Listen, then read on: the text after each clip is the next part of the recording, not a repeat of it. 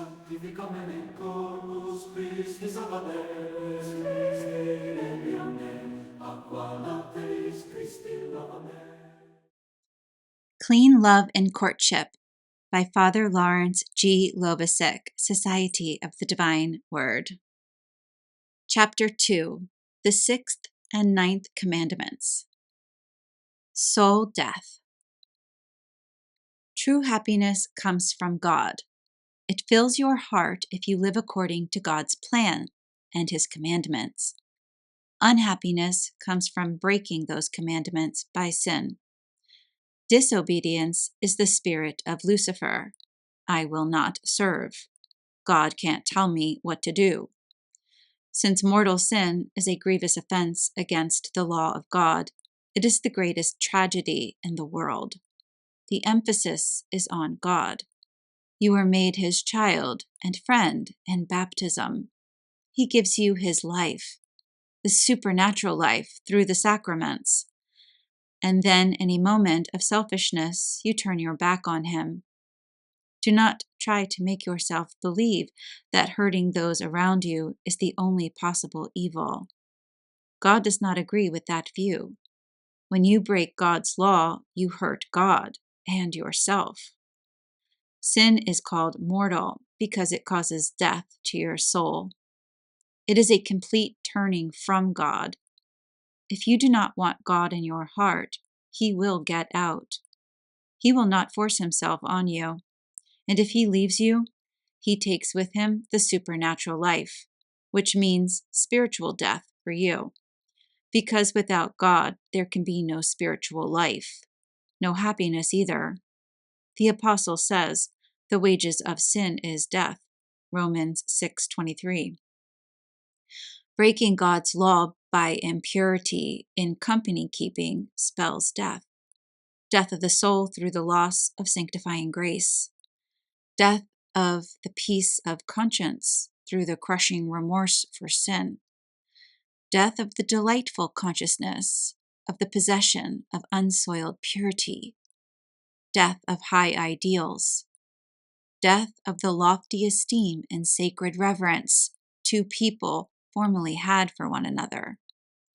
Spiritual death of mortal sin brings misery and unhappiness in this world and eternal damnation in the next. Sin and damnation seem to be out of tune with the spirit of our time. Just because people have stopped talking about sin, do not let yourself be fooled into thinking it must not be so bad. Sin is just as nasty and just as harmful today as it ever was. Do not excuse your shortcomings on the plea that everybody is doing it. Evil may never be done even if everybody is doing it. Because it is too much trouble to behave yourself, you cannot say it is all right to misbehave. It is God, not people, who declares what is right and what is wrong, and He is right, and His church with Him, even though the whole world may call Him wrong. The misery of the world is due to that selfishness, which puts our own pleasure ahead of God's will. It is important to remember that 3 things are necessary for a sin to be mortal. Number 1, the thing must be very bad. For example, any deliberate thought, word, or deed against the 6th and 9th commandments. 2, it must be done with the full knowledge that it is against God. You must know what you are doing. 3, the wrong must have the full consent of your will. You must really want to do it. When one of these 3 conditions is missing, there is no mortal sin. Number 1, the 6th commandment. The 6th commandment is, Thou shalt not commit adultery. It forbids not only adultery, but also all actions which are contrary to the orderly propagation of the human race. The faculty of sex has been bestowed upon man primarily for the propagation of the race. It is to be used only in the family and not for the benefit of the individual. Otherwise, it is a grievous crime against nature and a violation of God's law. General principle. Any sexual pleasure outside marriage, alone or with others, that is directly willed or desired, intentionally procured or permitted, is a mortal sin. Therefore, it is grievously sinful in the unmarried to think, say, or do anything with the intention of arousing even the smallest degree of sensual pleasure. If, however, this pleasure has arisen and A, there was no intention of arousing it, B, and no danger of consenting to it when aroused, it is a venal sin, only if there was at least semi-deliberate consent. Otherwise, there is no sin at all. Mortal sin, number 1. All impure actions that are directly willed, procured, or permitted. Sexual intercourse, intimate, passionate kissing and embracing, which form the natural preliminary to intercourse. Unnatural acts such as self-abuse or sexual intimacies with a person of the same sex. 2. All other actions performed for the purpose of arousing sexual pleasure. To kiss improperly, or to read a book, to look at pictures, to attend plays, or see movies in order to arouse passion. 3. All actions which are a near danger of performing an impure action or of consenting to illicit pleasure. Kissing, reading of a particular type of magazine which generally leads you to lose control of yourself. In performing these actions, you are practically certain to sin.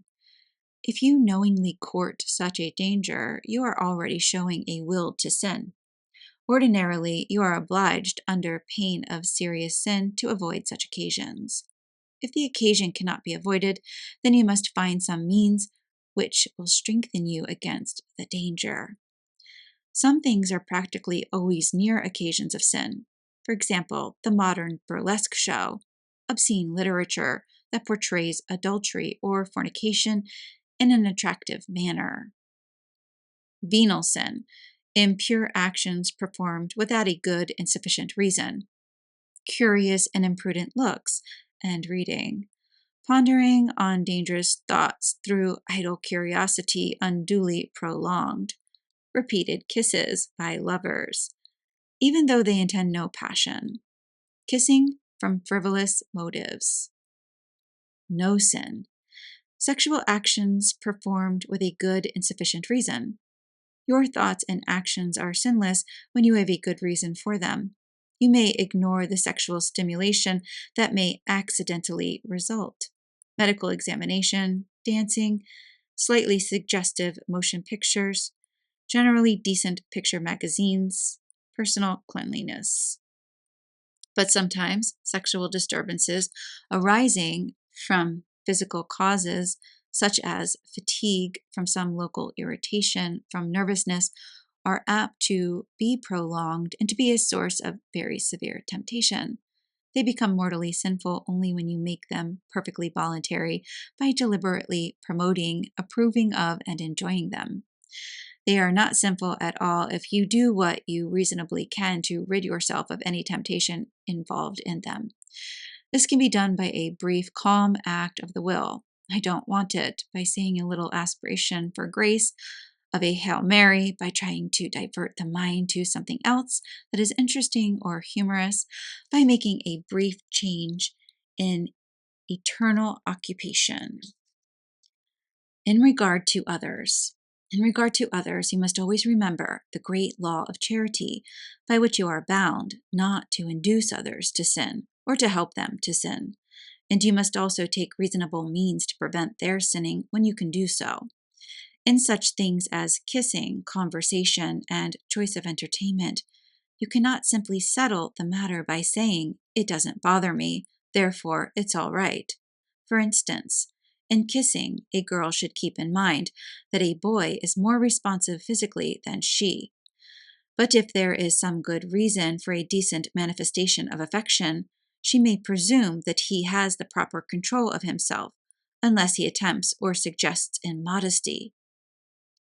2. The ninth commandment. The ninth commandment is, "Thou shalt not covet thy neighbor's wife."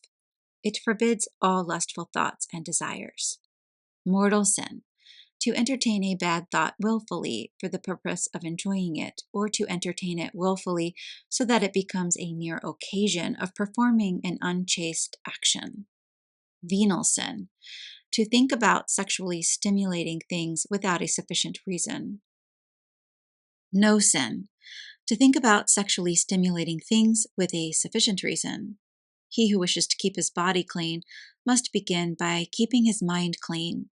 Indulging in morbid, erotic thoughts will lead to evil deeds and may also cause mental disturbances. Temptation is not a sin. Temptation is not a sin.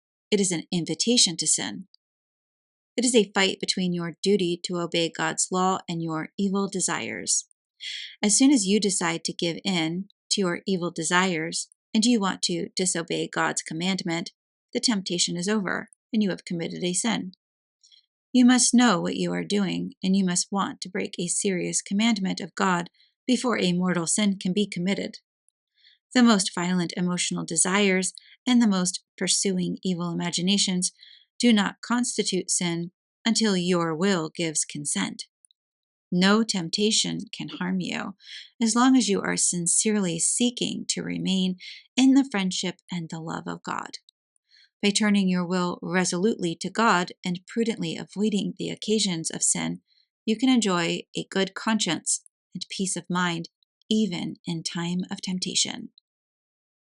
If doubts should come as to whether you have consented to a temptation or not, remember that if you have the habitual will and determination to resist evil thoughts, and if you have prayed, you may conclude that deliberate consent was lacking.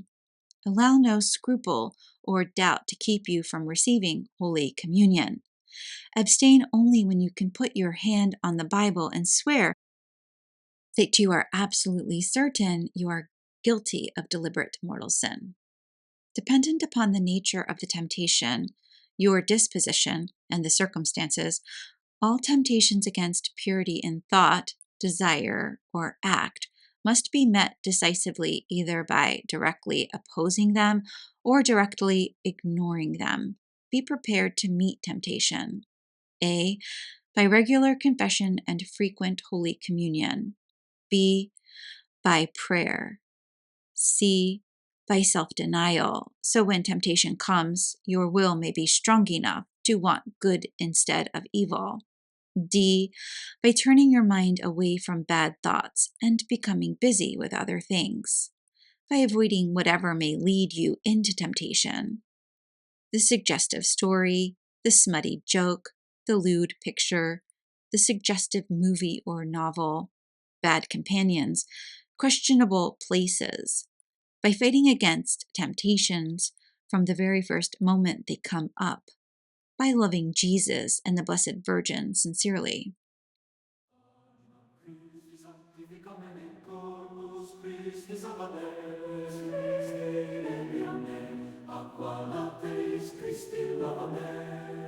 Passio Christi conforta me, o bone Iesu exaudi me. Anima Christi sanctifica me, corpus Christi salva me, sanguis Christi inebria me, aqua lateis Christi lava me. Passio Christi conforta me, o bone Iesu exaudi me, ita tua vulnera absconde me, ne permittas me separai a te, ne permittas